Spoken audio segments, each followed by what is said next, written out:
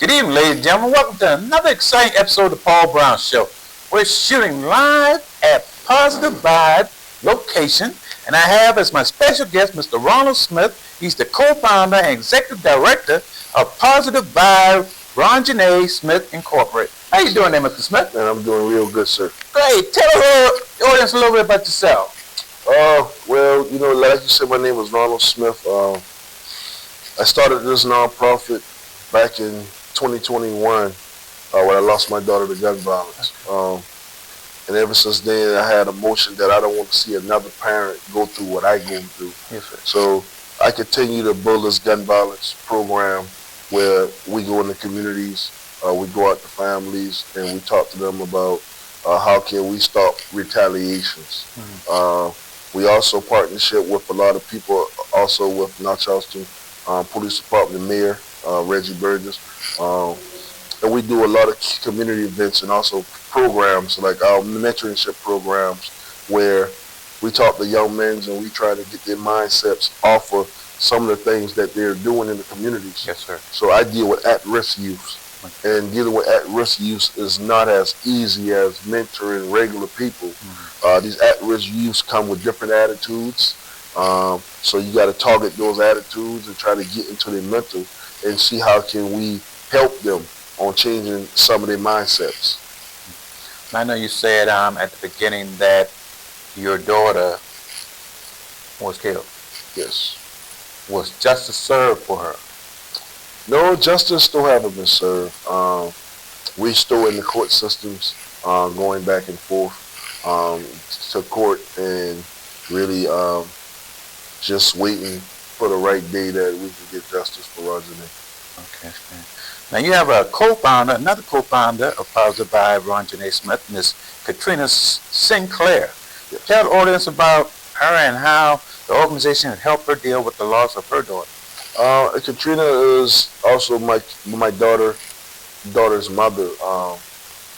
She grieves a lot. She goes through a lot, but she comes into the program. She helps out. She also helps out with cleaning, feeding, setting up for all our events that we have. But she's still taking it kind of real hard right now. So she's in and out. And I understand because my healing process is a little different. Mm-hmm. I heal by giving back. I heal by saving lives. That's how I'm able to handle what I'm going through in the inside. How do you deal with the loss of, a child, your child?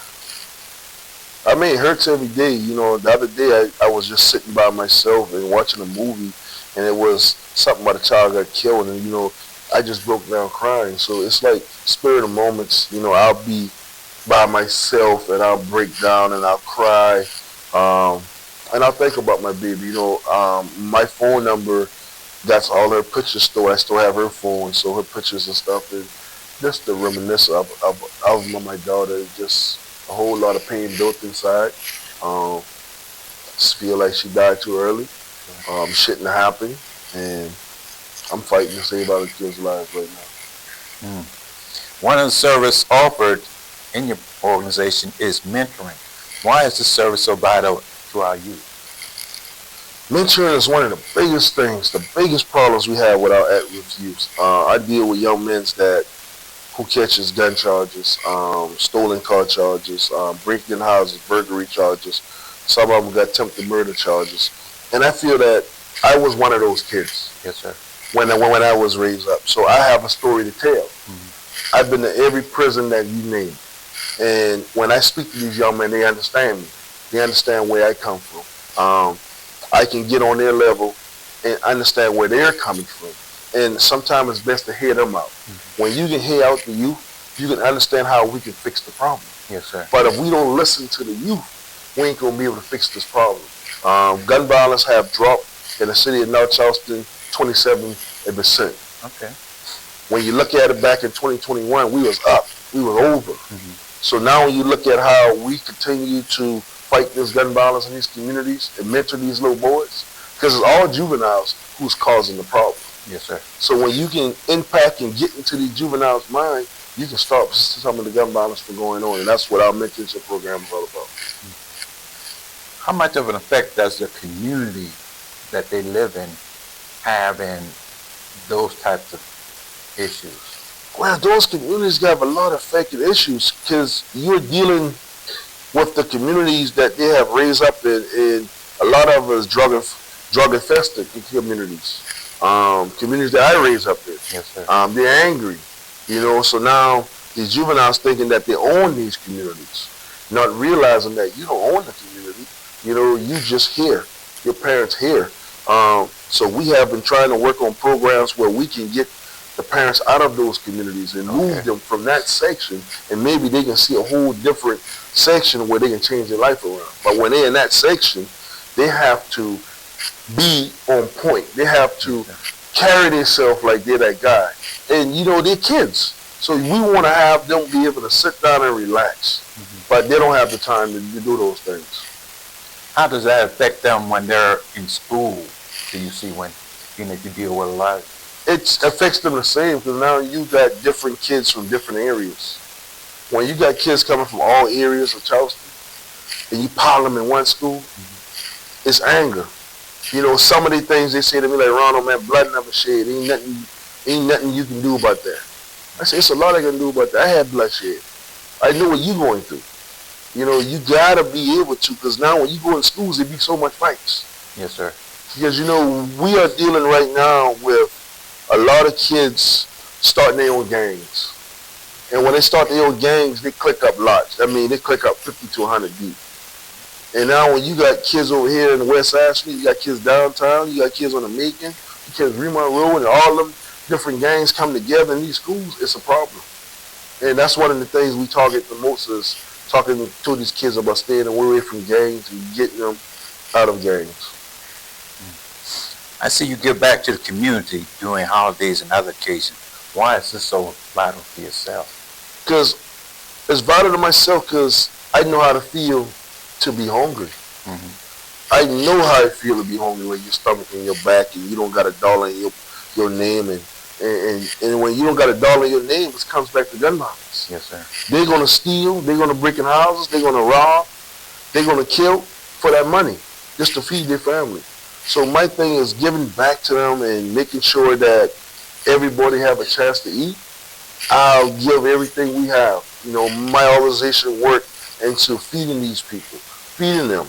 Homelessness people. We had a homeless shelter where we housed them. Yes. When we were in the cool, we went to KMN, and I feel like it's all about giving back. And my staff love giving back, and I'm proud of the staff that we have.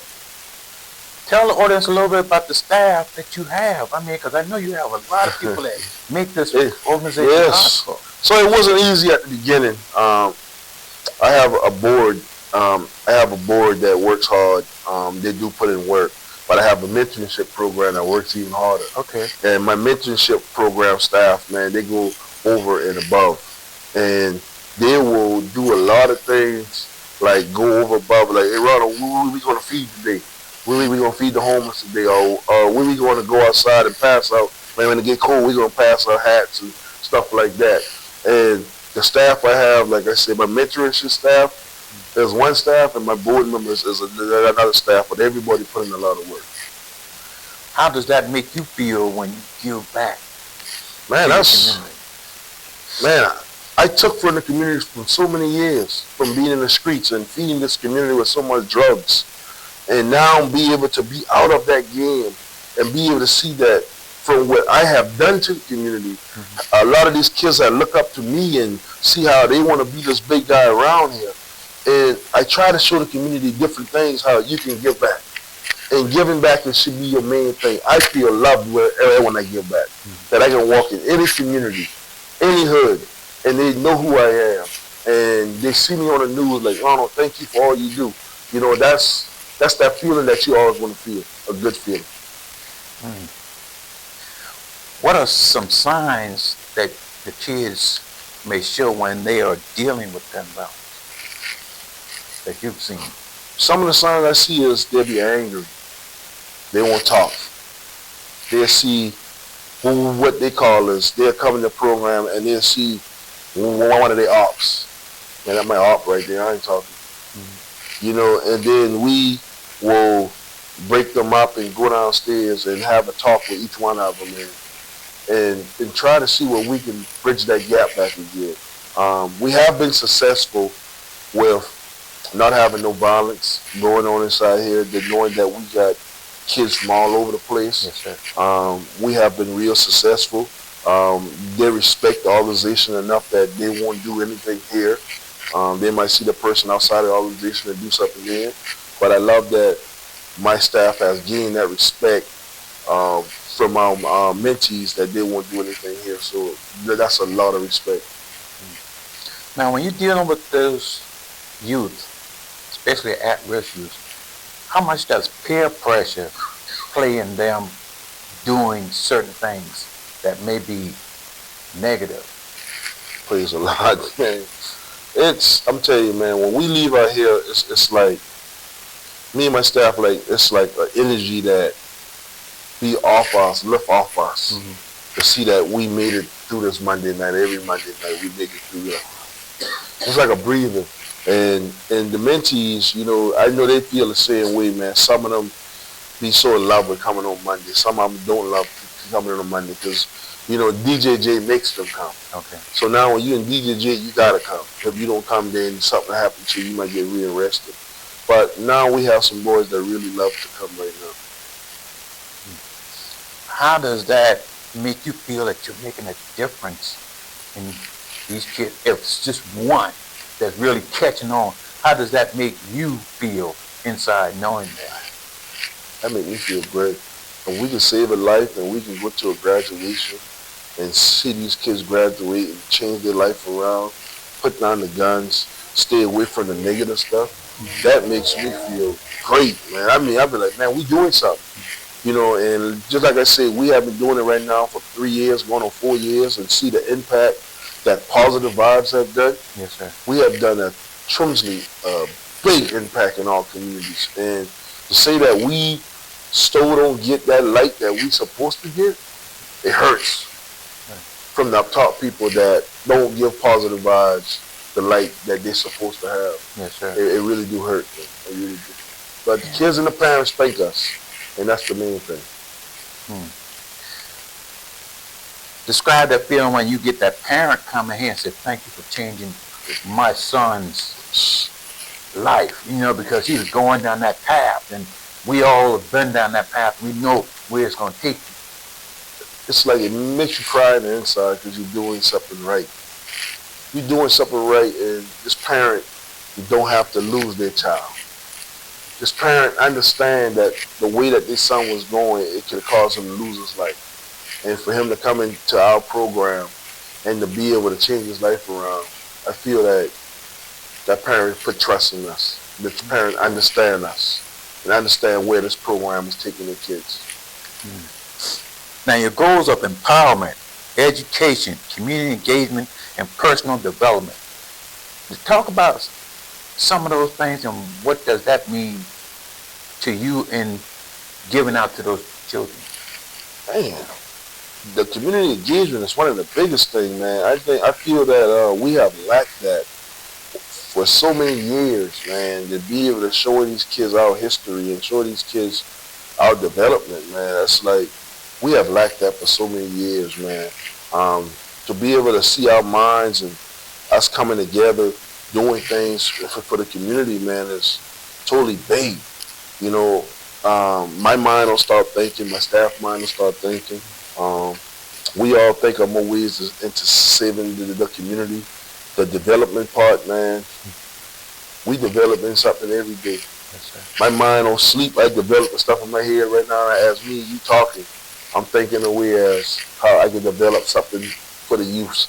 And sometimes my guy chef said, man, you need to turn your brain off. You just turn it off, man, because you think too much. But I can't stop thinking, man. Anything to stop these kids from killing another kid and giving them that help, I got to keep on thinking.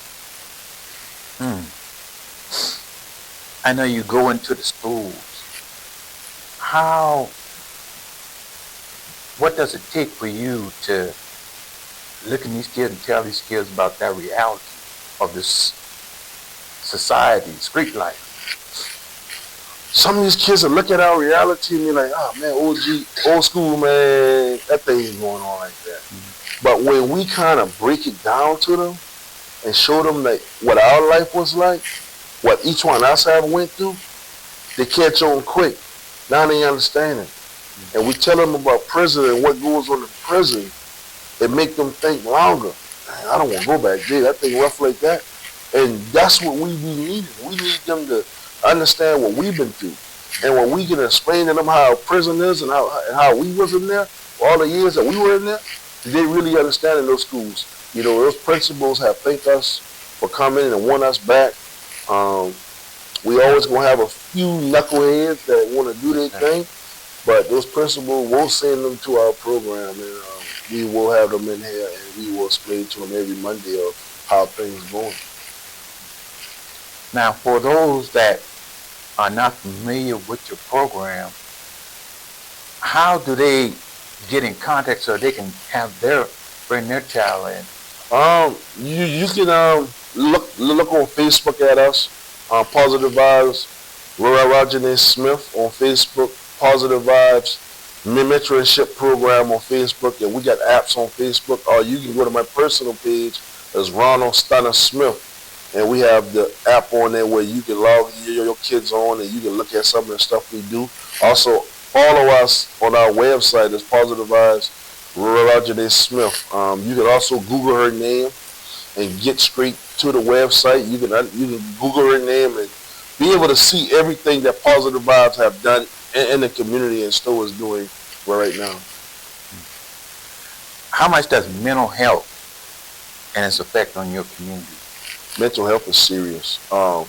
We have partnership with Mental Health West Ashley and having them come out. We are doing a big mental health in this area right here. We're bringing people in and really digging into their mind. A lot of these kids is really going through mental health. We are going to start doing assessment on them in the next few months. Maybe mental health will come set up and take the kids one at a time and kind of get into the root cause of what's going on with them. Why is it so important to be a good listener to these kids? Because they are telling us what's going on. They're crying to tell us about the future. If we don't listen to them, how are we going to know how this world's going to be? Those kids enlighten us so much about what's really going to happen or what's happening in the community. And they have been let down so many years that we don't listen to the kids. We don't listen to their cries. When you go to the doctor, the first thing you got to tell the doctor what's wrong with you, right? Yes, sir. If you don't tell the doctor what's wrong with you, he ain't gonna know. He can't tell you what kind of medicine to give you because you got to let him know. And those kids cried out and tell us what's really going on with them. A lot of them have lost loved ones to gun violence and they're still hurt in the inside. A lot of them want to retaliate. You know, so we're dealing with a lot from these kids, and Like I said, our guys have been real great. Now, to the kids that have actually seen some type of violence in the neighborhood but don't want to talk, they call it snitching. Why is it so important that they understand that this is kind of like important to get that information, that get that individual that has committed that crime off the streets? But you got to look at it in a way, and I talk about it from a friend of mine whose son got killed, and they're still fighting that case now, where they put information out and they put kids' names inside it. So a lot of kids, parents, and I respect the parents. Like with my daughter, I respect all the parents. I understand those parents. My daughter has 70 kids came up to speak, write statements. Once that murder happened with that young man, everybody pulled back. I understand. I understand the system. I understand that my daughter is going, and I don't want another child to stand up and speak about it. Because now you might lose your life. Correct. So if these kids don't got no protection, I wouldn't want no family to speak up. Because I don't want your child to die from telling. And if they can't get that right protection for your kid, no, I wouldn't want that to happen. And I know it sounds like I'm a hypocrite on it, but understand this. Until they can change these laws the way they're supposed to change it, there's no reason for these kids to tell, because they're going to end up dying. Now we have another body. Now I'm fighting that whatever city happened that action, why didn't you protect this child?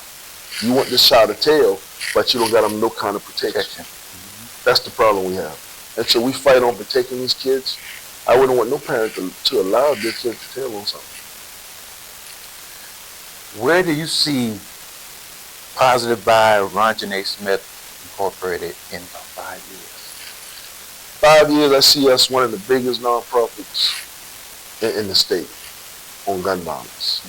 I see us growing not only in South Carolina, Georgia, North Carolina. I see us spreading our wings and going out to Jacksonville, where a lot of gun violence going on that. We got our interrupted violence team. Is separate from Positive Vibes. Okay. So Positive Vibe will continue to do all the services, but Interrupted Violence will be doing all the gun violence work. Yes, sir. And we'll be in the streets and we'll be all over just traveling and getting training where I can train other people to join in. But one of the biggest things we need for the violence interrupters is funding. Funding where we can pay guys to go into these communities and manage their own communities. My thing is paying guys to watch their community. Yes, sir. We don't need the police department to service your community when we got our own guys who can service and make sure that everything is going good. So 5 years, I want to see Positive Vibe as one of the biggest nonprofit in the state. Now we're coming close to the end of the show, Mr. Smith. What is one thing you would like the audience to know about Positive Vibe for Ronjanae Smith? I would love the show to know that losing a child ain't easy. Losing a child to gun violence, and one of the biggest things is having my daughter took from gun violence and fighting gun violence. It's not easy. Some people ask me, how do I do it? And I tell them, I don't know how I do it. I just do it. It feel like my daughter's on my back carrying me as an angel and pushing me to continue to fight this gun violence and saving lives. I just want y'all to know, if you want to be involved with something powerful like this, and if you want to get into us and be a part of our team, we always accepting good people with good hearts, because you have to have a good heart to be a part of this team. My team fights every day and they can change us. And if you want to be a part of our team, man, just look me up on our website or on our Facebook page. Just send me an inbox. But we always looking for good people. And if you have a problem in your community that you need us, you also can hit us up too, and we will come out. I know, what are some of the events that you have going on, not only throughout the week, but probably in the next month or whatever? One of the biggest events that I'm working on now is biggest event, man, I'm working on is helping these seniors once they graduate. I'm tired of seeing 18-year-olds graduate and have nothing to do but sit home on the couch or pick up drugs, go sell marijuana, get killed. We have had more than 50 18-year-olds got killed in gun violence. Okay. I'm tired of seeing that. So one of the plans that I'm putting together right now is bringing out all the colleges, bringing out all of the big jobs, career fair mixed with a job fair. Yes, sir. Where we can get these kids hired on spot, right then and there, where these big jobs will hire them. These college will sign them up for them to go off to the college. And I'm just tired of seeing us, and that's my biggest one. Also, in May, my daughter, on the day that she died, we have a ceasefire every year. And this will be our second ceasefire. Last year, we had about 200 to 300 people out there. This year, I'm looking at it to be even bigger. That's the day that the city gave her day in the city. And I don't only give it to her. I give it to every parent that lost a child of gun violence that day with Ronjanae Day, and that ceasefire day. And in June, we're putting together a 5K run that's going to come through Park Circle. It's going to go around the circle, and then we're going to have a gun violence panel at Park Circle. And also, in August, we always do our big back-to-school giveaway and continue to do all kind of events, man. Anything to help our community, to help the people that who are really in need, that's what we do. Well, thank you, Mr. Smith, for coming on the show and telling the audience a little bit about Positive Vibes and Ronjanae Smith Incorporated. And anytime you want to come back, or just let us know, and we'll come back and get some more things. Thank you. I'm glad to be on the show. Yes, sir. And anything you need us to do, we all with you, sir. All right, thank you, sir. Thank you. Thank you, ladies and gentlemen, watching the show. You be encouraged. Thank you. Thank you.